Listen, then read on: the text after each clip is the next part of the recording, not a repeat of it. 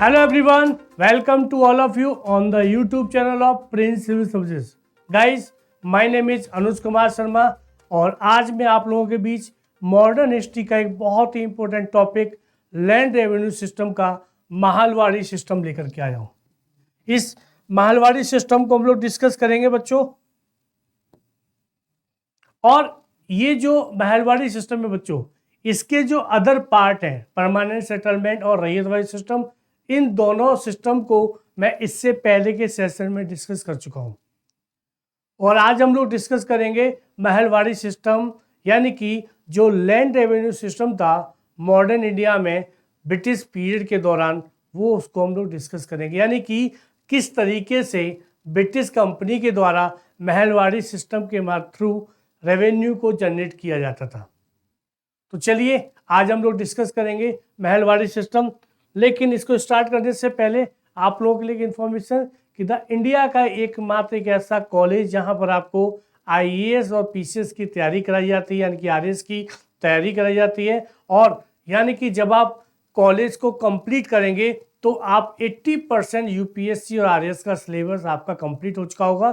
Further information के लिए आप इस नंबर से कनेक्ट हो सकते हैं। और प्रिंस सिविल सर्विसेज के जो सोशल मीडिया प्लेटफॉर्म है, यूट्यूब है, फेसबुक है, ट्विटर है, यहाँ से भी आप जुड़कर इन्फॉर्मेशन ले सकते हैं। चलिए बच्चों स्टार्ट करते हैं अपना। सबसे पहले ये देखिएगा कि ये जो इंडिया का जो मैप है ब्रिटिश इंडिया का, तो इसमें हम लोग परमानेंट सिस्टम भी डिस्कस किया था। यानी कि बंगाल, बिहार, उड़ीसा में परमानेंट सिस्टम एक प्रकार का लैंड रेवेन्यू सिस्टम था, एक टाइप का। सेकंड, हम लोगों ने बॉम्बे और मद्रास में रैयतवाड़ी सिस्टम को डिस्कस किया था। आज हम लोग डिस्कस करेंगे महलवाड़ी सिस्टम, जो कि बेसिकली कहाँ पर इंट्रोड्यूस किया गया था, पंजाब और यूपी वाले एरिया में। और भी एरिया थे लेकिन जो मेन एरिया था वो था पंजाब और यूपी। क्लियर? सेकंड, देखिए इन दिस सिस्टम महल और स्टेट ऑफ विलेज, यानी कि महलवाड़ी सिस्टम क्या है। महलवाड़ी सिस्टम में कई सारे ग्रुप को, कई सारे विलेजेस का जो ग्रुप था उसको एक नाम देते थे, कहते थे महल। महल is also known age group of villages. Okay, तो यानी कि ब्रिटिश कंपनी ने क्या किया, ब्रिटिश कंपनी ने किसी एक किसान से लेने की बजाय, किसी एक गांव से लेने की बजाय कई गांवों के एक ग्रुप बनाया और उस ग्रुप से कहा कि आपको इतना रेवेन्यू देना है। तो इसलिए इस सिस्टम को कहा जाता है महलवाड़ी सिस्टम। ओके, तो इसको आप मैं इस चार्ट के माध्यम से देखते हैं। सबसे टॉपिक कौन है, British, owner of the British India. Second, महल। महल क्या था, विलेजेस ऑफ ग्रुप। ठीक है, तो यानी कि ये जो किसान थे, जो फार्मर्स थे, वो किसको देते रेवेन्यू, वो देते थे महल को।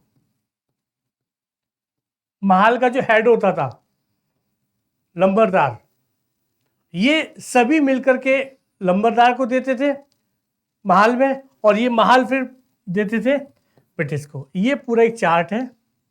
इस चार्ट में सबसे टॉप पे है ब्रिटिश कंपनी, सेकंड नंबर पे महल, महल में group of villages, third last peasant, यानी कि फार्मर्स। प्रोडक्शन कौन कर रहा है, प्रोडक्शन कर रहा है किसान, फार्मर प्रोडक्शन कर रहा है। और प्रोडक्शन के बाद वो किसको देगा रेवेन्यू, पहले महल को देगा। जितना कि महल के साथ एग्रीमेंट हुआ है ब्रिटिश कंपनी का, उतना यहाँ पे दिया जाएगा। और यहाँ के साथ जो एग्रीमेंट हुआ है ये फिर ब्रिटिश कंपनी को रेवेन्यू देंगे। ये था पूरा एक सिस्टम, महलवाड़ी सिस्टम। और ये कब इंट्रोड्यूस हुआ था, 1822 में। पूरा बैकग्राउंड हम लोग देखने का प्रयास करेंगे। देखिए द फर्स्ट सेटलमेंट, यानी कि ये जो महलवाड़ी सिस्टम है, इसके हम लोग अगर हिस्ट्री को जानने का प्रयास करेंगे तो महलवाड़ी सिस्टम का सबसे पहला एक्सपेरिमेंट हुआ था अवध रीजन में। ध्यान रखिएगा, आपके क्वेश्चन भी पूछा जा सकता है यूपीएससी एंड आरएस में कि महलवाड़ी सिस्टम का सबसे पहला एक्सपेरिमेंट कहाँ हुआ था, अवध रीजन में। यानी कि ये जो महलवाड़ी सिस्टम है इसको सबसे पहले अवध में इंट्रोड्यूस किया गया था। और उसके बाद 1803-04 में जो मराठा, सेकेंड एंग्लो मराठा वार के बाद जो टेरिटरी ब्रिटिश कंपनी को मिली थी, जो ने एक्वायर की थी टेरिटरी, उस टेरिटरी में इस मारवाड़ी सिस्टम को इंट्रोड्यूस किया गया। ओवरऑल अगर देखा जाए तो मारवाड़ी सिस्टम में कौन कौन से एरिया आते हैं?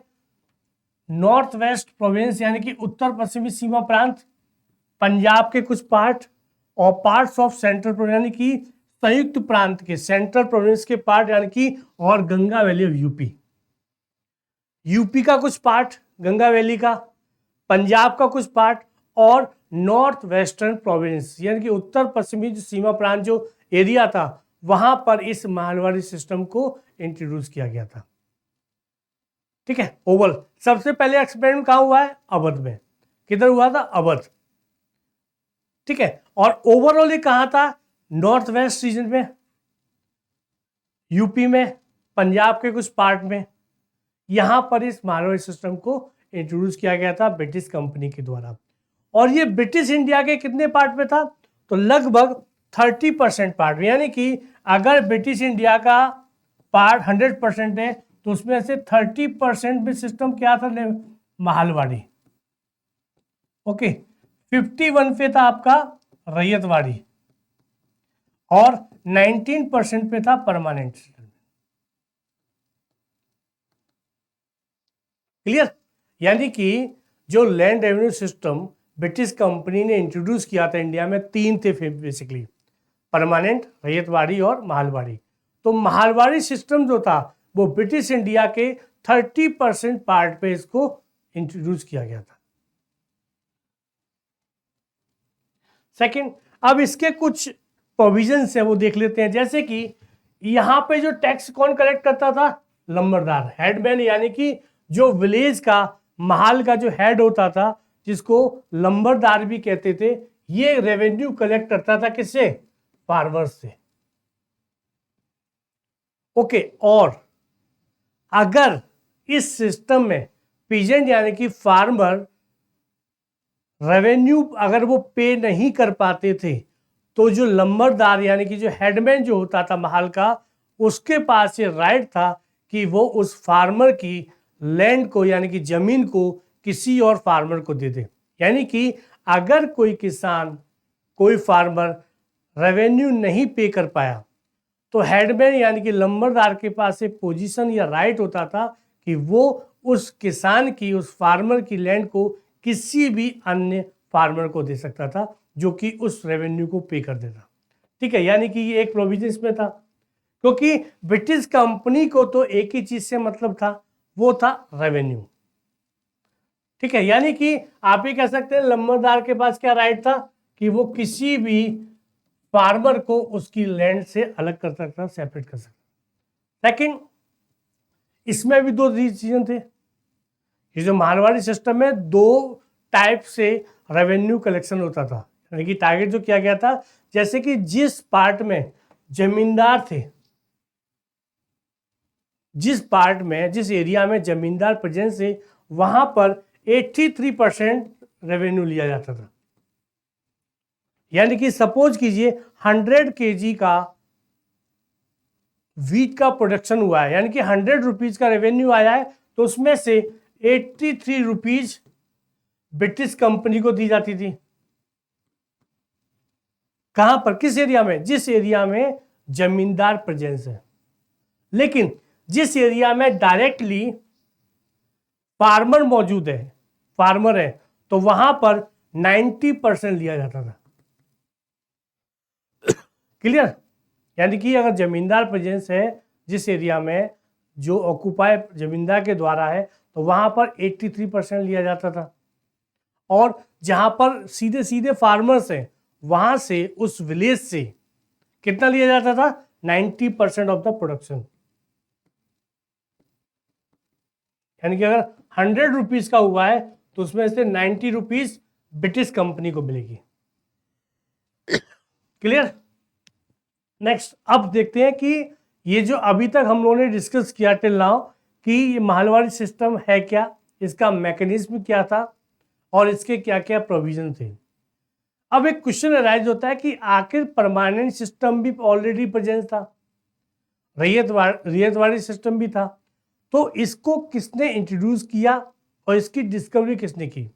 तो मारवाड़ी सिस्टम को सबसे पहले हॉल्ट मैकेंजी ध्यान रखिएगा, हॉल्ट मैकेंजी ने एक प्लान बनाया था और उस प्लान के बेस पर ही इस मारवाड़ी सिस्टम को इंट्रोड्यूस किया गया। यानी कि मारवाड़ी सिस्टम का प्लान किसने प्रिपेयर किया था? हॉल्ट मैकेंजी ने। फर्दर इसमें डेवलपमेंट होता गया, लेकिन फर्स्टली इसका प्लान जो प्रिपेयर किया था वो प्रिपेयर किया था हॉल्ट मैकेंजी ने। और सबसे पहले उन्होंने एक्सपेरिमेंट किया था 1819 में, देन इसको 1822 में फाइनली इसको इंट्रोड्यूस कर दिया गया। दैट्स वाई इस मारवाड़ी सिस्टम को मैकेंजी प्लान भी कहा जाता है, also known as Mackenzie plan, क्योंकि इस प्लान को प्रिपेयर किया था हॉल्ट मैकेंजी ने।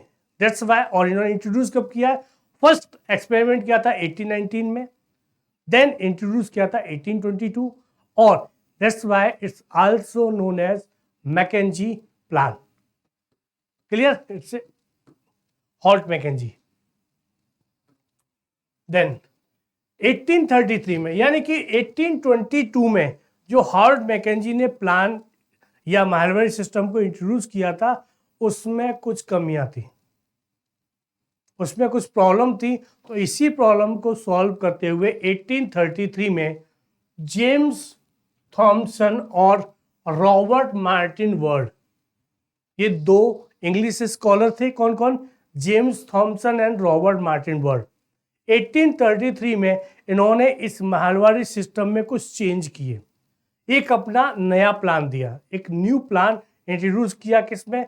मारवाड़ी सिस्टम में, कि इसमें कुछ कमियां हैं, इन प्रॉब्लम है, इन प्रॉब्लम को सॉल्व करने के लिए उन्होंने 1833 में जेम्स थॉमसन और रॉबर्ट मार्टिन वर्ड ने एक नया प्लान दिया।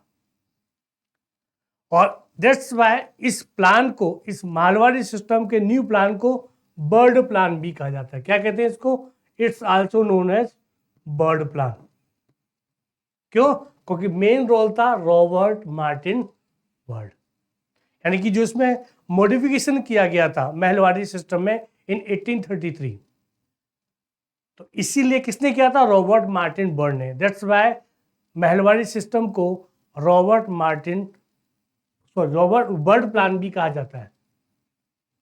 ठीक है, देखिए इन्होंने जो मॉडिफिकेशन किया था, मॉडिफिकेशन क्या किया था कि इन्होंने, कि पहले जो 1822 में जो इंट्रोड्यूस किया गया था मारवाड़ी सिस्टम, उसमें एक ही विलेज के फार्मर होते थे, एक ही विलेज के फार्मर होते थे। लेकिन जो नया 1833 में जो इंट्रोड्यूस किया गया, उसमें कई सारे विलेजेस को मिला करके एक महल बनाया गया। यानी कि सपोज कीजिएगा, पहले 1822 में जो इंट्रोड्यूस किया गया, उसमें महल का मीनिंग था कि एक ही विलेज और उस विलेज के जितने भी फार्मर्स हैं वो उसमें प्रेजेंस है। लेकिन जो 1833 में क्या गया कि कई सारे विलेजेस का एक ग्रुप बनाया और उस ग्रुप को महल कहा गया, पहला चेंज। दूसरा 1833 में, और आप ये भी कह सकते हैं कि इन महलवाड़ी सिस्टम ही एकमात्र एक ऐसा लैंड रेवेन्यू सिस्टम था जिसमें सॉइल के बेसिस पे, यानी कि सॉइल के प्रोडक्शन के बेसिस पे इन्होंने रेंट को इंट्रोड्यूस किया था।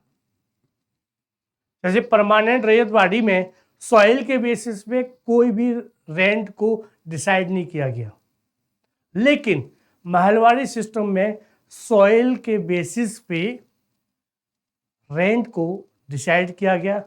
दूसरा, ये एकमात्र एक ऐसा लैंड रेवेन्यू सिस्टम था जिसमें फील्ड का मैप बनाया गया, प्लस इसमें रजिस्टर भी बनाए गए और उन्हीं के आधार पे, उन्हीं के बेसिस पे रेंट को डिसाइड किया गया। यानी कि परमानेंट सेटलमेंट रैयतवाड़ी में ना तो सॉइल के बेसिस पे, ना ही किसी प्रकार का कोई रजिस्टर तैयार किया गया, ना ही किसी प्रकार का कोई मैप बनाया गया। लेकिन मारवाड़ी सिस्टम में मैप भी बनाए गए, मैप भी ड्रॉ किए गए, प्लस रजिस्टर भी प्रिपेयर किया गया और सॉइल के बेसिस पे, इन तीनों के बेसिस पे रेंट को डिसाइड किया गया था। ये महलवाड़ी सिस्टम का सबसे इंपॉर्टेंट फीचर माना जाता है।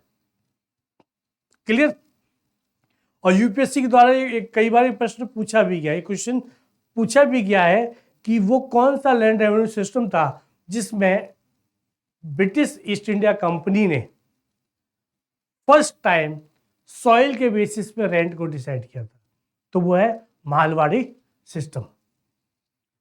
फर्दर इसमें आगे भी कुछ मॉडिफिकेशन हुआ, जैसे कि पहले कितना था 83 और 90%, लेकिन अब रेंट डिसाइड किया गया 66%।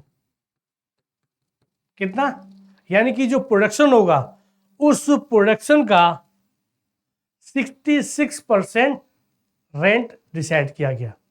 लेकिन नेक्स्ट जो आपके जो गवर्नर जनरल ऑफ इंडिया थे लॉर्ड विलियम बेंटिंग, उन्होंने रेंट को और कम किया और मालवाड़ी सिस्टम में 60% डिसाइड किया। यानी कि अगर 100 रुपीज का रेवेन्यू है तो उसमें से रेंट कंपनी को कितना मिलेगा, 60 रुपीज। ये किसने किसने किया, ये इंट्रोड्यूस किया लॉर्ड विलियम बेंटिंग ने, who was the governor general of India. लेकिन इसमें आगे चल करके और फर्दर मॉडिफिकेशन हुआ। जो गवर्नर जनरल ऑफ इंडिया थे लॉर्ड डलहौजी, लॉर्ड डलहौजी ने फिर से इस रेंट को थोड़ा सा डिक्रीज किया और उन्होंने 50% कर दिया। यानी कि अगर 100 रुपीज का रेवेन्यू जनरेट होता है तो कंपनी को रेंट मिलेगा 50 रुपीज। और ये किस एक्ट से किया गया था, सहारनपुर रेगुलेशन एक्ट ऑफ 1855। यानी कि लॉर्ड डलहौजी ने मालवाड़ी सिस्टम में जो रेंट था वो 50% कर दिया। और किस एक्ट के थ्रू किया था, सहारनपुर रेगुलेशन एक्ट 1855।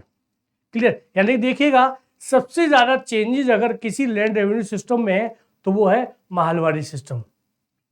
स्टार्टिंग था 90% 83% रेंट तक, यानी कंपनी इतना ज्यादा कलेक्ट करती थी रेंट, कहां से, फार्मर से, किससे, महाल से, 83 से 90% तक। लेकिन फिर इसको 66% किया गया 1833 में। फिर लॉर्ड विलियम बेंटिंग ने इसको 60% किया और आगे चल करके लॉर्ड डलहौजी ने 1855 के सहारनपुर रेगुलेशन एक्ट के थ्रू इसको 50% फिक्स कर दिया। यानी कि जो प्रोडक्शन होगा उस प्रोडक्शन का 50% रेंट कंपनी को मिलेगा और बाकी 50% महाल के पास रहेगा। तो ये था सारा मालवाड़ी सिस्टम। तो बच्चों हम लोगों ने तीनों सिस्टम को डिस्कस किया, परमानेंट, रैयतवाड़ी और मालवाड़ी। तो आज के सेशन में मैंने मालवाड़ी सिस्टम को डिस्कस किया। और अगर आपको ये लैंड रेवेन्यू सिस्टम है ब्रिटिश ईस्ट इंडिया कंपनी का मॉडर्न हिस्ट्री में, तो आप इस तीनों सेशन को देख करके पूरा इसकी आप जानकारी इंफॉर्मेशन ले सकते हैं। तो चलिए बच्चों इस सेशन को हम लोग आज यहीं एंड करते हैं। और आपको कोई भी क्वेश्चन है तो आप कमेंट बॉक्स में पूछ सकते हैं, आपका कोई सजेशन है वो पूछ सकते हैं। प्लस हमारे इस चैनल को ज़्यादा से ज़्यादा शेयर कीजिए जिससे कि आपके जो फ्रेंड सर्किल है वो भी इसका लाभ उठा सके। चलिए बच्चों, थैंक यू सो मच।